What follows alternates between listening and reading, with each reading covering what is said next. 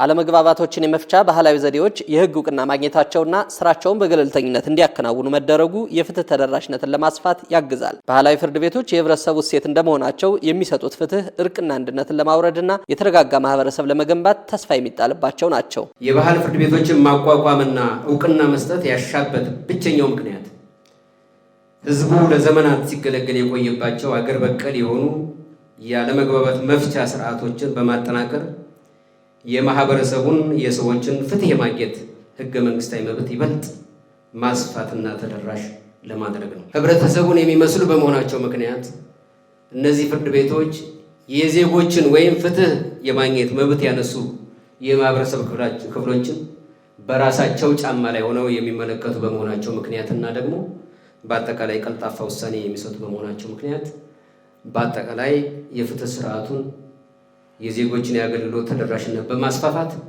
የመንግስትንና የህዝብን ግንኙነት መንግስት በህዝብ ላይ ያለውን ተቀባይነት በማሳደግም በኩል አይነተኛ ሚና የሚጫወቱ ናቸው። የአማራ ክልል ጠቅላይ ፍርድ ቤት የክልሉ ምክር ቤት ያጸደቀውን የባህል ፍርድ ቤቶችን ለማቋቋምና ዕውቅና ለመስጠት የወጣ አዋጅ ቁጥር 298/2017ን ተከትሎ የባህል ፍርድ ቤቶችን መደገፍ የሚያስችሉ ዘርፈ ብዙ የአሰራርና አደረጃጀት ስራዎችን አከናውኗል። ወደ 15 የሚሆኑ የባህል አለመግባባት መፍቻ ዘዴዎችን በዛሬው ዕለት ዕውቅና ይሰጣል።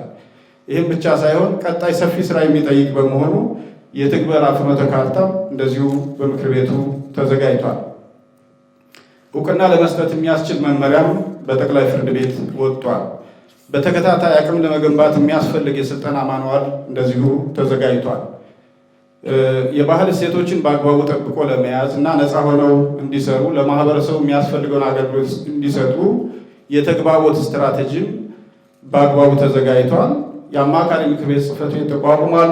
ምክር ቤቱ እቅዱን አውጥቶ እየሰራ ይገኛል። በዕውቅና መርሃ ግብሩ ላይ የተገኙት የሴቶችና ማህበራዊ ጉዳይ ሚኒስትሯ ዶክተር ኤርጎጌ ተስፋዬ በበኩላቸው የባህል ፍርድ ቤቶች መጠናከር የሴቶችና ህጻናትን መብት ለማስጠበቅም እድል የሚሰጥ መሆኑን ይናገራሉ። የባህል ፍርድ ቤቶች መቋቋምና ዕውቅና ማግኘት በመደበኛው ስርዓቱ ላይ እንደ ስጋት የሚታይ ሳይሆን እንደ መልካም አጋጣሚም በመጠቀም የምናገለግላቸውን የማህበረሰብ ክፍሎች በተለይ ሴቶችና ህፃናትን መብትና ጥቅም ለማስከበር ተግተን ልንሰራ የሚገባ መሆኑንም በዚሁ አጋጣሚ ለማሳሰብ እወዳለሁ። ድጋፍ ማድረግና የግንዛቤ ማስጨበጫ ስራዎችን ማከናወን ከተቻለ የባህል ፍርድ ቤቶች ለህፃናት፣ ለሴቶች፣ አካል ጉዳተኞች፣ ለጥቃት እና ለችግር ተጋላጭ የሆኑ የህብረተሰብ ክፍሎችን መብት ወይም ጥቅም በማስከበርና በማክበርም ረገድ የአንበሳውን ሚና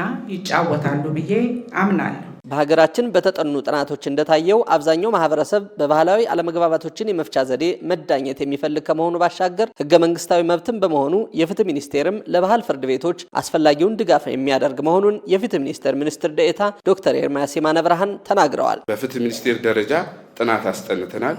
በዓለም አቀፍ ተቋማትም ጭምር ሁሉም ክልሎች ላይ ጥናት ተደርጎ ከ80 በመቶ በላይ ጥናቱ መጠይቅ ምላሽ የሰጡ ሰዎች በባህል የግጭት መፍቻ ዘዴዎች ለመዳኘት ፍላጎታቸው ከፍተኛ ነው። በአንድ ዓመት ውስጥ ከሚከሰቱ ግጭቶች ውስጥ ወይም አለመግባባቶች ውስጥ በዋናነት የመሬት፣ የቤት ውስጥ ያሉ ግጭቶች በባልና በሚስት፣ በውርስ፣ በግጦሽ በመሳሰሉት ያሉት ይገለጻሉ። እነዚህ በባህል የሚፈቱት ከ43% በመቶ በላይ ይሆናሉ። እንግዲህ ይሄ ጉዳይ ፕራክቲካሊም በመሬት ላይ ያለ መሰረታዊ ጉዳይ ነው። ህገ መንግስታዊ መብት ነው።